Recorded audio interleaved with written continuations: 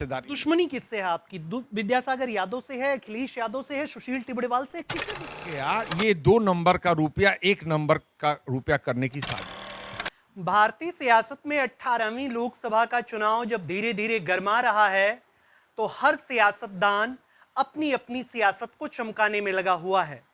भारतीय सियासत की चमकाने और भारतीय सियासत के चमकने का यह सिलसिला लगातार जारी है।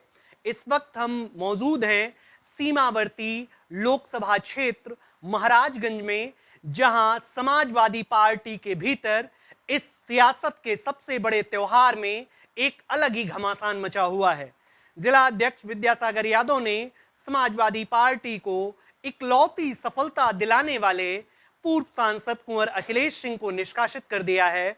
इस वक्त हम कुंवर अखिलेश सिंह जी के साथ हैं, जानने का प्रयास करेंगे कि कौन से वो मुद्दे थे जिन मुद्दों को लेकर उनका विरोध था और आखिर इस निष्कासन का पूर्ण मतलब क्या हुआ। सर, सबसे पहले तो यूपीटीवी में आपका बहुत बहुत धन्यवाद। आपको निष्कासित कर दिया गया बीच चुनाव में, और पूर्वांचल किसान यूनियन का जो आपने गठन किया, पिछली बार जब हम तुमसे मिले थे तो आपने कहा कि हम आपको जुलाई में खुशखबरी देंगे, हालांकि 9 अगस्त को आपने उसका गठन किया। अब इस चुनाव के बीच निष्कासन कैसे देखते हैं इसे? देखिए, पहली चीज तो ये है कि मैं 2017 में पार्टी ने जब सदस्यता अभियान प्रारंभ किया तो स्वर्गीय सिब्बनलाल सक्सेना की मूर्ति के नीचे तत्कालीन जिलाध्यक्ष राजेश यादव जी ने कैंप लगाया सदस्यता अभियान का, और वहाँ पर मैं प्रारंभिक सदस्य बना। 5 साल बाद जब 2022 में समाजवादी पार्टी का सदस्यता अभियान चलाया गया तो उसमें मैं न प्रारंभिक सदस्य बना हूँ न मैं सक्रिय सदस्य बना हूँ। 2022 में विधानसभा चुनाव के पूर्व समाजवादी पार्टी के राष्ट्रीय अध्यक्ष अखिलेश यादव जी ने लखनऊ बुला के मुझसे विस्तृत राजनीतिक चर्चा किया, और उस चर्चा के अंतर्गत हम लोगों की एक सहमति बनी कि सिसवा विधानसभा क्षेत्र से आर.के. मिश्रा जी, महाराजगंज से निर्मेश मंगल जी, पनियरा विधानसभा क्षेत्र से काजल निषाद या हरेंद्र त्रिपाठी, फरेदा से राम प्रकाश सिंह, और नौतनवा की कोई चर्चा ही नहीं हुई। खड्डा विधानसभा में विजय कुशवाहा, कुशीनगर से राधेश्याम सिंह, और इसी तरह से अन्य जिलों पर भी विस्तृत चर्चा हुई। 6 जनवरी को अखिलेश यादव जी ने कहा कि हम लोग बैठेंगे और बैठ करके इस पर अंतिम रूप से निर्णय लेंगे। आप कह रहे हैं आपने सदस्यता नहीं लिया, हमारे पास एक रसीद है जो विद्यासागर यादव जी ने दी है। ये उस समय की रसीद है सर जब राष्ट्रीय सम्मेलन, आपका 5 साल बाद राष्ट्रीय सम्मेलन होता है, 3 साल बाद प्रांतीय सम्मेलन होता है, जो मुझे जानकारी है आपकी कार्यविधि समाजवादी कार्यविधि। उसमें देखिए पहला ही नाम जो है आमिर हुसैन जिला निवर्तमान जिला अध्यक्ष का 15,539, उसके बाद तत्काल आपका नाम है 15,748। मैं यही कह रहा हूं कि समाजवादी पार्टी में फर्जीवाड़ा हो रहा है।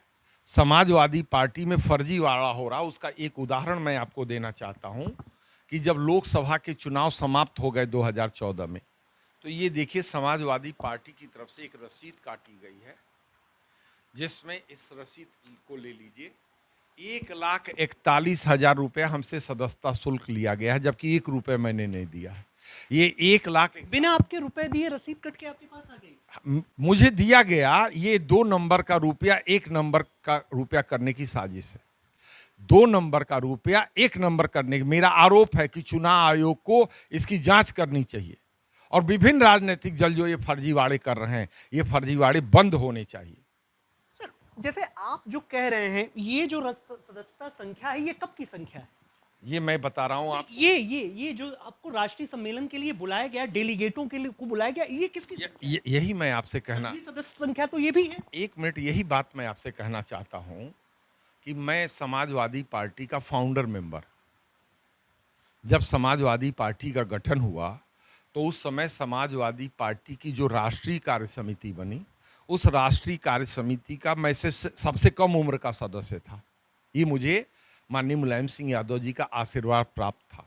ये समाजवादी राजनीति में आपका सौभाग्य। 2003 में जब अमरमणि त्रिपाठी समाजवादी पार्टी में आ गए, तो उसके बाद समाजवादी पार्टी के मुखिया तत्कालीन राष्ट्रीय अध्यक्ष मुलायम सिंह यादव और हमारे बीच में रिश्तों में थोड़ी खटास आने लगी। उसके बाद 2004 का चुनाव भी आप समाजवादी पार्टी से ही लड़े। 2004 का जब चुनाव लड़े तो उस समय माननीय मुलायम सिंह यादव जी ने से मैंने कहा कि जिन लोगों को आपने पार्टी में लिया है वो लोग हमारा साथ नहीं दे रहे हैं, वो लोग भीतरघात कर रहे हैं। और 2004 के परिणाम ने ये साबित कर दिया कि उन लोगों ने भीतरघात किया था। इसकी जब समीक्षा हुई तो उस समीक्षा के समय में आदरणीय शिवपाल सिंह यादव जी को नेताजी ने लगा दिया। मैं चाहता था कि आदरणीय मुलायम सिंह यादव जी स्वयं समीक्षा के समय उपस्थित रहें। मुख्यमंत्री की कुर्सी पे थे, कुछ व्यवस्थाओं के कारण अखिलेश यादव जी 2004 में चुनाव हारने के बाद दिल्ली स्थित आवास पे मुझे नेताजी के पास ले गए और उन्होंने मुझे राज्यसभा में भेजने की सिफारिश किया। नेताजी ने मुझसे स्पष्ट कहा कि 2 वर्ष इंतजार कर लो, 2006 में मैं तुम्हारे नाम पर निश्चित ही तौर पर विचार करूंगा।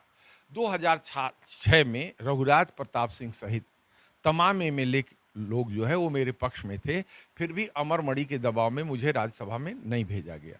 और जिन लोगों को राज्यसभा में भेजा गया वो लोग कांग्रेस के दबाव में, मैं अनिल अंबानी का नाम लेना चाहता हूं कि अनिल अंबानी को समाजवादी पार्टी ने राज्यसभा में भेजा, वो इस्तीफा देकर के भाग गए।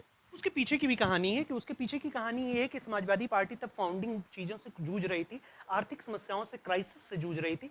और क्राइसिस से जूझने के टाइम अमर सिंह जी ने अनिल अंबानी हो, जया बच्चन हो, अमिताभ बच्चन का परिवार हो, ऐसे लोगों को लगाया था सर जिससे समाजवादी पार्टी फाइनेंशियल रूप से मजबूत हो। और फाइनेंशियल रूप से जब मजबूत नहीं होगी पार्टी तो पार्टी चल नहीं पाएगी। इस समय तो आप खुद एक संगठन के मुखिया हैं, आपको फाइनेंशियली अगर कोई सपोर्ट ना करे तो आप कहां से चल पाएंगे? नहीं, मैं बड़े ही विनम्रता से आपसे कहना चाहता हूं, थोड़ा आप अपना ज्ञानवर्धन कर लीजिए कि 2003 में मुलायम सिंह यादव जी उत्तर प्रदेश के मुख्यमंत्री थे, तो मुख्यमंत्री के रहते हुए फाइनेंशियल क्राइसिस कहाँ हो सकती है, हो सकती है। 2003 में मुलायम ये बात अमर सिंह ने स्वयं स्वीकार की है नहीं, मैं वही मैं क्योंकि वो दुनिया में नहीं रहे तो नहीं, वो अमर सिंह जी ये नहीं चाहते थे कि मैं राज्यसभा में जाऊं, और मेरे नाम को काटने के लिए सबसे आसान तरीका था अनिल अंबानी का।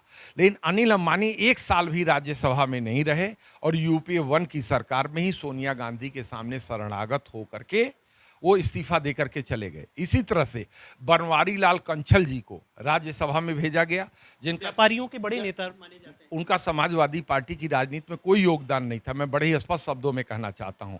और जब मायावती जी मुख्यमंत्री बनी तो वो बसपा में चले गए। तो वो बसपा में चले गए और मायावती जी ने लात मार करके बनवारी लाल कंछल को राज्यसभा में नहीं भेजा। और उस पर बहुजन समाज पार्टी उपचुनाव जो हुआ उसमें बहुजन समाज पार्टी का आपको नहीं लगता है कि जिस पार्टी के आप फाउंडर मेंबर हैं, संस्थापक सदस्य हैं, वो पार्टी इस समय सर 5 सांसद, 3 सांसद, इतने बड़े संघर्षों के बावजूद आपके भाई साहब कुंवर कौशल सिंह और मुन्ना सिंह जी स्वयं पिछला विधानसभा चुनाव लड़े, सत्ता में नहीं आ रही है। बड़े समाजवादी विचारों को आज समाजवादी पार्टी का साथ देना चाहिए, न कि उसके लिए मुश्किलें पैदा करनी चाहिए। नहीं, वही मैं आपसे कहना चाहता हूं कि जो आपने मेरे अनुज मुन्ना सिंह की बात किया, तो 2007 में मेरे अनुज मुन्ना सिंह जी लालू यादव जी की पार्टी से राष्ट्रीय जनता दल कांग्रेस गठबंधन से यहाँ से चुनाव लड़े थे, और मैं लालू यादव जी के साथ अड्डा बाजार और नौतनवा की दोनों जनसभाओं को मैंने संबोधित किया था। वो चुनाव हार गए। 2012 में मेरे अनुज कुंवर कौशल सिंह कांग्रेस पार्टी से चुनाव जीते और उस समय समाजवादी पार्टी की उत्तर प्रदेश में लहर चल रही थी। मैं बड़े ही विनम्रता के साथ कहना चाहता हूं कि राहुल गांधी जी बरसते हुए पानी में हमारे डिग्री कॉलेज में हेलीकॉप्टर लेकर के आए और ऐतिहासिक जनसभा को उन्होंने संबोधित किया। मुन्ना सिंह विजयी हुए। वही राहुल गांधी इस समय अखिलेश यादव को उत्तर प्रदेश में मजबूत करना चाहते हैं और आप इसमें महाराज जी ने उन्हें कमजोर कर रहे हैं। नहीं, यही मैं आपसे स्पष्ट तौर पे कहना चाहता हूं कि 2017 में जब कांग्रेस और समाजवादी पार्टी का गठबंधन हुआ तो किस तरह का आरोप प्रत्यारोप दोनोों पार्टी के लोगों ने एक दूसरे के ऊपर लगाया, वो आप हमसे अच्छी तरह से जानते हैं। 2019 में जब सपा और बसपा का गठबंधन हुआ तो 2019 के 3 ही महीने बाद लोकसभा चुनाव के बाद वो गठबंधन टूट गया और दोनों पार्टियों ने एक दूसरे के ऊपर जिस तरह के अनर्गल आरोप लगाए वो आपके सामने। 2019 में आप समाजवादी पार्टी के मेंबर थे या नहीं थे? 2019 में मैंने आपसे ये कहा कि 2017 से लेकर के 2022 तक मैं समाजवादी पार्टी का सदस्य था, क्योंकि वो 5 साल का सदस्यता अभियान था। 2019 में जो सपा बसपा गठबंधन के तहत मुझे टिकट मिला था, उस टिकट में जो मैं समाजवादी पार्टी का उम्मीदवार था, तब भी ये समीक्षा नहीं हुई कि 5 सीटें क्यों समाजवादी पार्टी जीत रही है और 10 सीटें क्यों बहुजन समाज पार्टी जीत रही है। मैं आपसे ये कहना चाहता हूं कि 2017 का गठबंधन, दो लड़कों की बात पूरे प्रदेश ने देखा था। उस गठबंधन का क्या हासिल हुआ कि समाजवादी पार्टी अपने सबसे बुरे दौर में गुजरी। समाजवादी पार्टी का जब से समाजवादी पार्टी बनी, 2017 का चुनाव सबसे बुरा दौर था। 45 सीटें आई, 47 सीटें, 47 सीटें, 47 सीटें आई थी। कभी भी समाजवादी पार्टी को इतनी कम सीटें नहीं आई थी। तो मेरा यही कहना है कि इन सब बिंदुओं पर लगातार पार्टी में चर्चा होती रही, लेकिन 2022 के विधानसभा चुनाव के बाद जब महाराजगंज जिले में विद्यासागर यादव को जिलाध्यक्ष बनाया गया, तो मैंने समाजवादी पार्टी के महाराजगंज जनपद के किसी कार्यक्रम में हिस्सेदारी। दुश्मनी किससे है आपकी? विद्यासागर यादव से है, अखिलेश यादव से है, सुशील टिबड़ेवाल से? किससे दुश्मनी है आपकी? वाली बात, ये पूरा खेल हमारे राष्ट्रीय अध्यक्ष जी का है। विद्यासागर तो मोहरे हैं। विद्यासागर का मतलब क्या है? विद्यासागर को तो बेचारे को मोहरा बनाया गया, जिनको बोलने का भी शऊर नहीं है। आपके टीवी चैनल पे ही जिस तरह की भाषा का उन्होंने इस्तेमाल किया है, तो वो मैंने महाराजगंज के एसपी को भेजा है कि आप इसकी जांच कराइए कि इस तरह की भाषा का अगर इस्तेमाल किया जाता है, अमर्यादित भाषा का, तो इस पर कानूनी कार्रवाई होनी चाहिए या नहीं हो। वो मेरा मानसिक संतुलन खोना बताते हैं। मैं बड़े ही विनम्रता के साथ कहना चाहता हूँ कि वो अगर अपनी बात पर अडिग हैं तो मैं न्यायालय तक उनको ले चलने का काम करूंगा।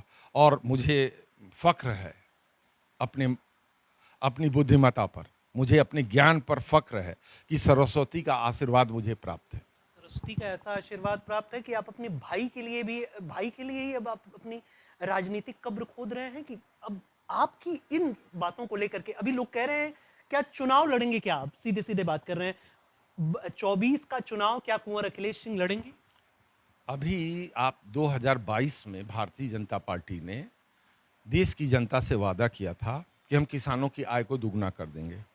मेरे से जो सवाल था उस पर, उसी के परिप्रेक्ष्य में अगर हम अपनी बात को स्पष्ट नहीं करते तो शायद जनता के बीच में सही संदेश नहीं जाएगा। 2022 31 दिसंबर को व्यतीत हो गया और 2023 में विधानसभा का बजट सत्र भी आया और लोकसभा में बजट सत्र आया। किसी राजनीतिक दल ने इस सवाल पे संसद और विधानसभा की कार्रवाई को ठप नहीं किया कि आपने किसानों की आय को दुगना करने का जो वादा किया था वो वादा क्या हुआ। कांग्रेस लगातार बोल रही है, समाजवादी पार्टी लगातार विपक्ष में बोल रही है। अभी अगर मैं कहिए तो मैं अवधेश प्रसाद की बाइट आपको सुनवा दूं, जो बोल रहे हैं कि लगातार किसानों के साथ छल किया जा रहा है। हाँ, ये बात अलग है कि सदस्य संख्या इतनी ज्यादा है कि हो सकता है उनकी बातों को न सुना जा रहा। नहीं, आप 13वीं लोकसभा की कार्रवाई को उठा करके देख लें, केवल 26 एमपी लोकसभा के अंदर थे। लोकसभा अगर प्रारंभ हुई है तो कुंवर अखिलेश सिंह और रामजी लाल सुमन के वक्तव्य से, या खत्म हुई है तो कुंवर अखिलेश सिंह और रामजी लाल सुमन के वक्तव्य से। संख्या माने नहीं रखती है। अकेले राजनारायण जी पूरी संसद को और विधानसभा को हिला करके रख दिया करते थे। आप विषय से अभी भटका रहे हैं मुझे। मैं ये कहना चाहता हूँ कि 2023 में, अभी तो 1 जून को वोट पड़ेगा, 2023 में एक कार्रवाई दिखा दीजिए जिसमें किसानों के सवाल पर विधानसभा की कार्रवाई ठप करा दी गई हो, लोकसभा की कार्रवाई ठप करा दी गई हो, जबकि मैंने किसानों के सवाल पर एक बार नहीं कई बार कार्यस्थगन प्रस्ताव ला करके संसद की कार्रवाई को ठप किया। जब 2023 के मानसून सत्र में भी समाजवादी पार्टी ने, चूंकि मैं समाजवादी पार्टी का संस्थापक सदस्य था, समाजवादी पार्टी ने किसानों के सवाल पर प्रमुखता से लड़ाई लड़ने का काम नहीं किया। और ये जैसे कबड्डी में पाला छुआ जाता है, वैसे किसानों की बात को पाला छूने की तरह से इस्तेमाल किया गया। तो मुझे लगा कि अब किसानों को न्याय दिलाने के लिए हमें किसी संगठन की जरूरत होगी। और उस समय भी मैंने कहा था गठन के समय कि आज स्वर्गीय मुलायम सिंह यादव जी जीवित होते तो मुझे पूर्वांचल किसान यूनियन बनाने की जरूरत नहीं होती। और हमने गठन के समय ही जो हमारा राजनीतिक प्रस्ताव है, उस प्रस्ताव को पढ़िए कि उसमें मैंने लिखा है कि सभी राजनीतिक दलों ने, मैं किसी एक पार्टी को दोष नहीं देता हूं, स्वामीनाथन कमीशन की रिपोर्ट का जो CP+2 फार्मूला है उसको लागू करने की बात नहीं कहा है। आज अखिलेश यादव जी, अवधेश प्रसाद की बात छोड़ दीजिए, आज अखिलेश जी ये कह रहे हैं कि हम MSP की गारंटी देती। MSP तो इंदिरा गांधी जी के जमाने से लागू है, MSP तो मोदी जी की सरकार में भी लागू है। गारंटी नहीं है ना, गारंटी वो दे रहे नहीं, यही मैं कहना चाहता हूं, कैसे नहीं गारंटी है। आप ये बताइए, 1970 में हमने 70 रुपए क्विंटल का गेहूं बेचा था। उस समय स्वर्गीय इंदिरा गांधी की सरकार हुआ करती थी। फूड कॉरपोरेशन ऑफ इंडिया को मेरे फादर यूपी वेटनरी एसोसिएशन के प्रेसिडेंट और जनरल सेक्रेटरी रह चुके थे, और एक डॉक्टर का लड़का रहते हुए मैंने 70 रुपए क्विंटल 1970 में गेहूं बेचने का काम किया है। मैं ये बड़ी विनम्रता के साथ कहना चाहता हूं कि तब से लेके आज तक एमएसपी लागू है। लेकिन एमएसपी में जो स्वामीनाथन कमीशन बना, तो स्वामीनाथन कमीशन देश के विभिन्न हिस्सों में गया और विभिन्न हिस्सों में जाकर के उसने कृषि के संपूर्ण क्षेत्र का अध्ययन किया, और अध्ययन करने के बाद अपनी एक विस्तृत रिपोर्ट सदन के पटल पर प्रस्तुत किया, जिसे देश की संसद ने सर्वसम्मत से स्वीकार किया।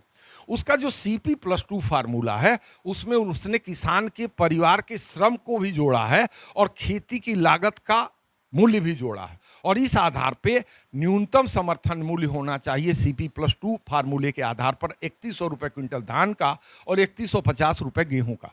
अभी 5 राज्यों के विधानसभा के जो चुनाव हुए हैं, उसमें मध्य प्रदेश और छत्तीसगढ़ का भारतीय जनता पार्टी का संकल्प पत्र उठा के पढ़ लीजिए। उन्होंने कहा कि हम 3100 रुपए क्विंटल धान का दाम देंगे 2 राज्यों में, और मध्य प्रदेश में वादा किया है कि हम 2700 रुपए क्विंटल गेहूं का दाम देंगे। उन्होंने वहां वादा किया है कि हम 10,000 रुपए खेतिहर मजदूरों को वार्षिक सालाना सहायता देने का काम करेंगे। आज विपक्ष उसको भी मुद्दा नहीं बना पा रहा कि देश के 2 राज्यों में आप 3100 रुपए क्विंटल धान का दाम देने की बात कर रहे हैं, और देश के अन्य हिस्सों में 2175 रुपए क्विंटल धान का दाम देने की बात कर रहे हैं। मैं बड़े ही विनम्रता के साथ कहना चाहता हूं कि पक्ष ही नहीं, विपक्ष भी किसान के साथ धोखाधड़ी करने का काम कर रहा। हमने अखिलेश यादव से 18 मार्च को जब हमारी मुलाकात पार्टी कार्यालय में उन्होंने बुला के किया था, तो उनको मैंने प्रस्ताव और मांग पत्र दोनों दिया था, और मैंने कहा था कि आप राहुल गांधी जी से बात करके इन मांगों को चुनाव घोषणा पत्र में सम्मिलित कराने का काम करिए। कब स्वामीनाथन कमीशन की संसद में रिपोर्ट प्रस्तुत हुई? 13वीं लोकसभा में स्वर्गीय अटल बिहारी वाजपेयी की सरकार ने एक संकल्प पारित किया था कि देश की सभी नदियों को हम जोड़ करके बाढ़ की विभीषिका से हम देश को बचाएंगे, और जल संचयन करके देश के संपूर्ण कृषि क्षेत्र को हम सिंचित करने का काम करेंगे और गिरते हुए जल स्तर को ऊपर उठाने का काम करेंगे। 10 वर्ष कांग्रेस की सरकार थी और 10 वर्ष मोदी जी की सरकार थी। उन्होंने उस प्रस्ताव को ठंडे बस्ते में डाल देने का काम किया। अटल बिहारी वाजपेयी की सरकार ने 13वीं लोकसभा में मेरे विरोध के बाद, जब 1 रुपए डीजल और पेट्रोल पे सेस लगाया गया और राजनाथ सिंह जी भूतल परिवहन राज्य मंत्री थे, तो मैंने संसद के अंदर वक्तव्य दिया कि पैसा दे डीजल पर उपकर देगा महाराजगंज का आदमी, सिद्धार्थनगर का आदमी, कुशीनगर का आदमी, पडरौना का आदमी, और सड़क बनेगी दिल्ली से लेकर बंबई तक। आश्वासन है लोकसभा के पटल पर राजनाथ सिंह जी का कि इस पैसे से हम ग्रामीण क्षेत्रों के लिए भी अच्छी सड़कों को लेके आएंगे। तब संसद के अंदर प्रधानमंत्री ग्राम सड़क योजना शुरू हुई। 10 वर्षों के अंदर मोदी जी की सरकार ने प्रधानमंत्री ग्राम सड़क योजना का क्या हासिल किया है, ये किसी से छिपा हुआ नहीं है। मूल सवाल पर मेरे आप हमको ही भटका गए। सब चुनाव आप लड़ेंगे कि नहीं लड़ेंगे? कल पूर्वांचल किसान यूनियन की कोर कमेटी की बैठक मेरे आवास पर रखी गई है, और पूर्वांचल किसान यूनियन की कोर कमेटी में ये निर्णय लिया जाएगा कि जो वर्तमान राजनीतिक परिस्थितियां हैं, उसमें विभिन्न राजनीतिक दल, चाहे वो सत्ता पक्ष हो चाहे विपक्ष हो, ये दोनों लोग किसानों के सवाल पर ईमानदार नहीं है। ऐसे में पूर्वांचल किसान यूनियन को क्या कार्रवाई करनी चाहिए? कल पूर्वांचल किसान यूनियन की कोर कमेटी की बैठक के बाद यहीं पर घोषणा हो जाएगी कि हमारा अगला कदम क्या होगा। छोटे चौधरी, बड़े चौधरी, कौन से चौधरी अभी आपको भारी लग रहे हैं राजनीति की दृष्टि? देखिए, सवाल छोटे चौधरी और बड़े चौधरी का नहीं है। वीरेंद्र चौधरी जी 1996 से विधानसभा का चुनाव लड़ रहे हैं, और 2022 की विधानसभा की जिस जगह पर आप बैठे हैं, यहीं लगभग 9 बजे रात को मनोज सिंह पूर्व प्रधान कोल्हुई के साथ आए, मेरा पैर छुए और उनका आपका आशीर्वाद चाहिए। मैंने कहा तुमने बहुत, वही आशीर्वाद आप अपने भाई को नहीं दे पाए? नहीं, मेरी बात सुन लीजिए। मेरे भाई ने बहुत अच्छा रिकॉर्ड बनाया, लेकिन समाजवादी पार्टी के प्रति भारतीय जनता पार्टी ने जो नफरत का माहौल पैदा किया था, उससे हम नहीं जूझ पाए। और ये बात मैंने अखिलेश यादव जी को कही थी कि ये कुछ लोग जो आपत्तिजनक पोस्ट डाल रहे हैं, ये आज की बात नहीं है। जो आपने विद्यासागर की बात किया, विद्यासागर एक संस्कृति है, समझ रहे हैं ना? शाम के बाद वो किस तरह का चरित्र उन लोगों का हो जाता है, उसको आप स्वयं जाकर के देखेंगे तो आपको पता चल जाएगा। मैंने कहा इस संस्कृति के खिलाफ जब तक आप नहीं खड़े होंगे। उसी संस्कृति के कोई और भी जिलाध्यक्ष थे जो आपके साथ साथ रहा? नहीं, मैं आपसे कहना चाहता हूँ, वो जब जिलाध्यक्ष जी उस रस में डूब गए तो मैंने ही उनका विरोध किया था, और आमिर खान वो जिलाध्यक्ष बने जिसमें मेरी कोई अनुशंसा नहीं थी। आमिर खान जी आमिर हुसैन। आमिर हुसैन जी जब जिलाध्यक्ष बने तो उसमें मेरी कोई अनुशंसा नहीं थी। मैं ये कहना इसलिए कहना, और दूसरी बात, अखिलेश यादव से भी पूछ लीजिएगा कि स्थानीय निकाय के चुनाव में मैंने किसी के नाम की भी संस्तुति नहीं किया, कभी नहीं किया। विद्यासागर का कहना है कि विरोध भी आपने किया। जयप्रकाश यादव को जब समाजवादी पार्टी ने कैंडिडेट बनाया तो उनका सीधे, वो नाम नहीं लिया उन्होंने, लेकिन उन्होंने सीधे कहा कि आपने सीपी चंद का साथ दिया। जब रजनीश यादव, मैं ये कहना चाहता हूं कि सीपी चंद का साथ अखिलेश यादव और डिंपल यादव ने दिया है। मैंने दिल खोल करके जयप्रकाश यादव का समर्थन करने का काम किया, और केवल पहली दफे नहीं, इसके पहले जब निर्दल लड़े थे सीपी जयप्रकाश यादव जी, तब भी मैं उनके साथ था। और जयप्रकाश यादव जी चल करके माँ अदरौना की लेहड़ा की मूर्ति पर हाथ रख करके कसम खा जाए कि मैंने जो है उनका विरोध किया था तो मैं राजनीति से संन्यास ले लेने का काम करूंगा। जब वह निर्दल लड़े थे, समाजवादी पार्टी ने उनको टिकट नहीं दिया था, तब भी मैं उनके साथ था, और जब अब की बार लड़े थे तब भी। और जहां तक रजनीश यादव का सवाल है, तो जिस यादव और मुसलमान की बात समाजवादी पार्टी के लोग करते हैं, गोरखपुर और महाराजगंज में कितने यादव और मुस्लिम मतदाता थे और रजनीश यादव को कितने मत मिले? ये प्रश्नवाचक चिन्ह है कि नहीं है? रजनीश यादव तो बेचारा लड़ने लायक भी नहीं था, उसे तो बलि का बकरा बनाया है। आप ही लड़ गए होते। नहीं, मैं तो, मेरी बात सुनिए, मैं लक्ष्य विहीन व्यक्ति नहीं हूं। मेरे नेता स्वर्गीय जनेश्वर मिश्र कहा करते थे कि एमएलए राजनीति का पीसीएस होता है और एमपी राजनीति का आईएएस होता है। जब 1996 में मैं लोकसभा का चुनाव हार गया तो आदरणीय मुलायम सिंह यादव जी ने कहा कि अभी मुन्ना बच्चे हैं, आप चुनाव लड़ो, आप चुनाव जीत जाओगे। मैंने कहा नहीं। जब आपने मुझे लोकसभा का चुनाव लड़ा दिया तो मैं एमएलए का चुनाव नहीं लड़ूंगा, और तब से आज तक मैंने कभी एमएलए का चुनाव नहीं लड़ने का काम किया। अभी जब फरीदा के उपचुनाव थे तब प्रोफेसर राम गोपाल यादव जी ने मुझसे कहा कि तुम लड़ जाओ, मंत्री बन जाओगे। मैंने कहा नहीं। आपकी राजनीति देख करके ये सर कभी कभी लगता है ना कि आप खुद को बहुत बड़ा मानते हैं और अन्य लोगों को आप छोटा मानते हैं। ऐसा लगता है जैसे वीरेंद्र चौधरी का आपने कहा पैर छू लिए, ये तो एक सम्मानजनक चीज है। अब मैं आया, मैंने आपको प्रणाम किया, अब कल को आप कहें कि एक पत्रकार आया, उसने मुझे प्रणाम किया, तो ये तो बड़ा और छोटे के समाजवादी लोग तो, सुनिए सुनिए सर, समाजवादी लोग तो समतावादी, धर्मनिरपेक्षवादी और पूंजीवादिता के विरोधी होते हैं, लेकिन आपको ऐसा लगता है कि आप बहुत अपने आप को बड़ा मानते हैं। नहीं, पहली चीज तो बड़ी विनम्रता के साथ मैं ये कहना चाहता हूं कि आप किसी गरीब व्यक्ति से भी पूछिएगा तो मैंने कभी उसके सम्मान के विरुद्ध काम नहीं किया है। लेकिन जितने बड़े लोग रहे, जो माफिया साम्राज्य के लोग रहे, उनसे मैं बचपन से, जब मेरी रेख आ रही है तब से मैंने संघर्ष करने का काम किया है, और ईश्वर का वरदहस्त मेरे ऊपर रहा है कि मुझे उसमें कामयाबी मिली है, और मैं कभी उन लोगों के सामने नहीं झुका। जहाँ तक आपने वीरेंद्र चौधरी की बात कही, तो ये पहली दफ़े वीरेंद्र चौधरी की मैंने मदद नहीं किया था। 2017 में भी मेरे अनुज कुंवर कौशल सिंह जब विधायक थे तो उनके सरकारी आवास पर वो लखनऊ में आए और मुझसे मिले। उस समय भी उन्होंने मेरा पैर छू कर, ये तो बड़ी बड़ी विचित्र बात आप कह रहे हैं कि वीरेंद्र चौधरी की आपने मदद किया, यानी आप वहीं पर शंखलाल मांझी चुनाव लड़ रहे थे, आपने उनका विरोध किया? नहीं, पहली मेरी बात का जवाब हो जाने दीजिए। 2017 में विनोद तिवारी सिटिंग एमएलए, उनका टिकट काट करके वीरेंद्र चौधरी को टिकट मिला था। मैंने अखिलेश यादव जी से कहा था, लेकिन वीरेंद्र चौधरी ने चालाकी किया कि उन्होंने समाजवादी पार्टी का चिन्ह न लेकर के कांग्रेस पार्टी का टिकट लिया। अगर 2017 में वीरेंद्र चौधरी समाजवादी पार्टी का चुनाव चिन्ह लेके लड़े होते तो 2017 में ही वीरेंद्र चौधरी एमएलए होते। अब दूसरी बात मैं आपसे कहना चाहता हूं कि शंखलाल मांझी, तो शंखलाल मांझी को 4 जिला क्रॉस करके उनको फरीदा विधानसभा से एमएलए का टिकट दिया गया था। एक बार भी अखिलेश यादव जी ने मुझको बुला के ये नहीं कहा कि इन लोगों को मैंने टिकट दिया है, आप जाइए इनको जिता। अब सुन लीजिए, मुलायम सिंह यादव संभल से लोकसभा के सदस्य रहे हैं। मुलायम सिंह यादव का घर इटावा सैफई में है, मैनपुरी में पड़ता है, मैनपुरी से भी वो हालांकि रहे हैं। अखिलेश यादव जी कन्नौज से सांसद रहे हैं, कन्नौज में उनका कोई जन्म नहीं है, उनका जन्म सैफई में है। जिस पार्टी के प्रमुख राजनीतिक व्यक्तित्व ही दूसरे जिलों से सांसद विधायक रहे हों, उसी पार्टी से अगर कोई नेता दूसरे जिले में जाकर के लड़ता है तो ये कोई बुरी बात नहीं होती। अब समाजवादी राजनीति में ही देख लीजिए, मधेपुरा से सांसद हुए शरद यादव, और शरद यादव का जन्म कहां का है? जॉर्ज फर्नांडीज का जन्म कहां का है? आपने जो बात मैंने बंबई में बाल ठाकरे को कहा था जनेश्वर मिश्रा जी की सभा में, उसी बात को आप दोहरा रहे हैं। उस बात को अगर मैं कहूँगा, मुझे अगर कहने की इजाज़त दीजिए, मैंने बाल ठाकरे साहब को ललकारा था मुंबई में, एक तरफ हमारी सभा लगी हुई थी और दूसरी तरफ सुनील दत्त जी की कांग्रेस पार्टी की सभा लगी हुई थी। जनेश्वर मिश्रा जी हमारे नेता थे। मुझे बोलने की जब इजाज़त मिली तो मैंने कहा, बाल ठाकरे साहब, आप किन समाजवादियों से उलझने का काम कर रहे हो?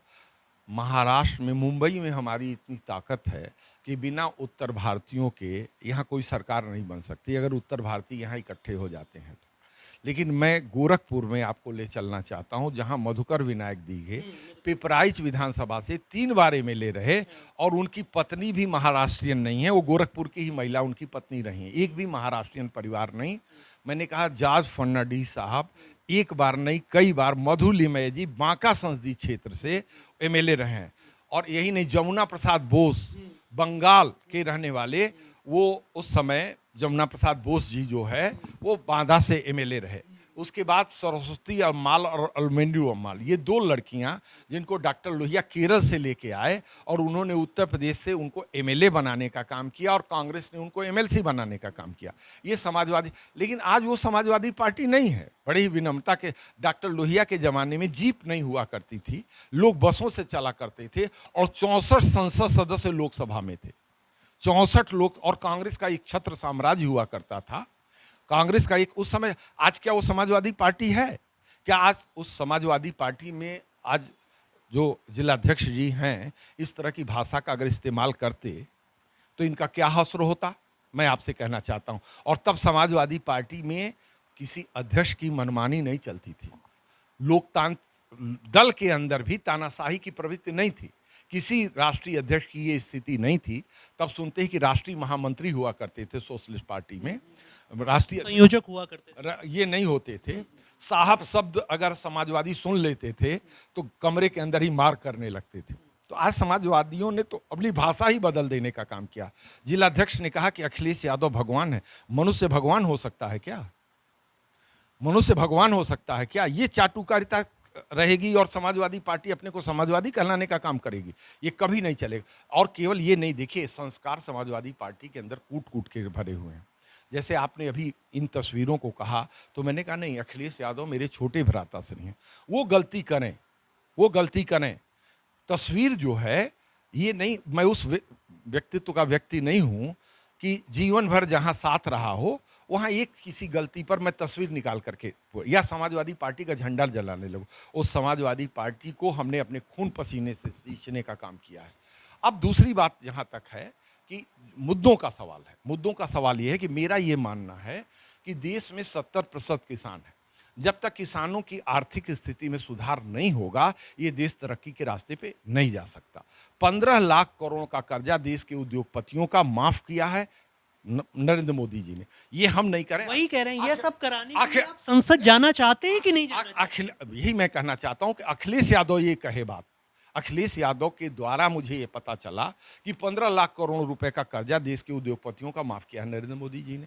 मैं बड़ी विनम्रता के साथ कहना चाहता हूं कि कांग्रेस पार्टी ने, गठबंधन ने क्यों नहीं अपने घोषणा पत्र में यह वादा किया कि हम 5 लाख रुपए तक का किसानों का कर्जा माफ कर रहे हैं? क्यों नहीं उन्होंने वादा किया कि हम स्वामीनाथन कमीशन की रिपोर्ट का जो CP+2 फार्मूला है उसके अनुरूप कृषि उपज का मूल्य देने का काम करेंगे?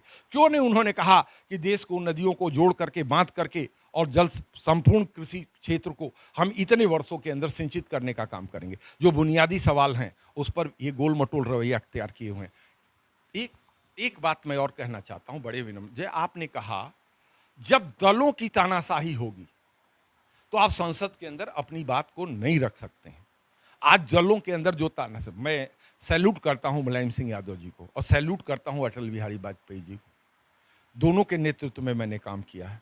सदन के अंदर मैं कटु आलोचना करता था अटल बिहारी वाजपेयी जी का, लेकिन संसद की कार्रवाई जब समाप्त होती थी तो एक पुत्र को जो पिता से स्नेह प्राप्त होता था वो स्नेह मुझे अटल बिहारी वाजपेयी से प्राप्त होता था। वो स्नेह मुझे लाल कृष्ण, आप अटल बिहारी वाजपेयी का नाम ले गए, आप लाल कृष्ण आडवाणी का नाम ले गए, बीजेपी में जाने का रास्ता बना रहे हैं? नहीं, पहली बात तो ये समझ लीजिए कि मैं जब तक जीवित रहूंगा मैं सदैव सांप्रदायिक ताकतों का विरोध करता रहूंगा, सदैव सांप्रदायिक ताकतों का विरोध करता रहूंगा।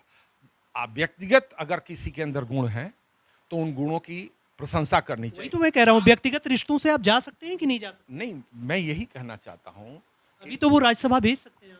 नहीं, मैं उसी बात की तरफ कहना चाहता हूं कि पंडित दीनदयाल उपाध्याय कि एकात्म मानववाद को पढ़िए और डॉक्टर लोहिया की सप्त क्रांति को पढ़िए। अगर दोनों को आप पढ़ेंगे तो आप भ्रम की स्थिति में आ जाएंगे कि एकात्म मानववाद ही तो सप्त क्रांति नहीं है या सप्त क्रांति ही तो एकात्म मानववाद नहीं है। आज राजनीति में लोग पढ़ लिख नहीं रहे हैं, छिछले आरोप लगा रहे हैं, छिछले आरोप लगा रहे हैं। मेरे समझ से इस तरह के घिनौने आरोप लगने बंद होने चाहिए। समाजवादी पार्टी के राष्ट्रीय अध्यक्ष मुलायम सिंह यादव, अखिलेश यादव जी मुख्यमंत्री की कुर्सी पर जाएं, प्रधानमंत्री की कुर्सी पर जाएं, ये मेरी शुभकामनाएं उनके प्रति हैं। लेकिन जिस तरह के लोगों को लेके चल रहे हैं वो, उसमें मुझे नहीं लगता कि वो फिर मुख्यमंत्री की कुर्सी तक भी जा पाएंगे। और आपकी सोच है कि आप सांसद के पद तक जाएं? नहीं, मेरी सोच ये है कि मैं महाराजगंज के माध्यम से देश के किसानों को जगाना चाहता हूं। मैं एमएलए और एमपी तो रह चुका हूं और मेरी काबिलियत को देश ने देखा, देश की संसद ने देखा है। लोकसभा की कार्रवाई को कोई मिटा नहीं सकता है और केवल लोकसभा की कार्रवाई ही नहीं, अभी 4 फरवरी को दैनिक जागरण ने एक विमर्श का बड़ा आयोजन गोरखपुर में किया था, जिसके पहले सत्र का उद्घाटन योगी आदित्यनाथ जी मुख्यमंत्री जी ने किया था और तीसरे सत्र में मुझे भाग लेने का अवसर। उसकी भी कार्रवाई को आप उठा करके 4 फरवरी की देखिएगा तो मैंने कहा था कि ये मुलायम सिंह यादव की पार्टी नहीं है। मैंने कहा और मैं आज फिर कह रहा हूँ कि अखिलेश यादव जी बेंगलोर में पढ़े हैं, अखिलेश यादव जी ऑस्ट्रेलिया में पढ़े हैं, वो विद्वान व्यक्ति हैं।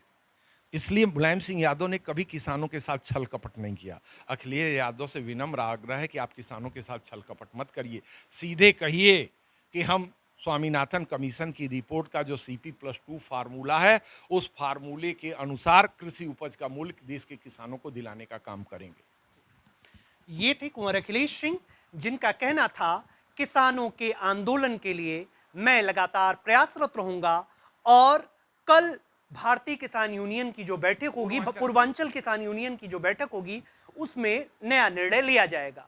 क्या रखते हैं आप इनकी बातों पर अपनी राय? कमेंट बॉक्स में जरूर बताएं। नौतनवा महाराजगंज से यूपी टीवी के लिए किशन गुप्ता के साथ अंकित मणि त्रिपाठी, महाराजगंज।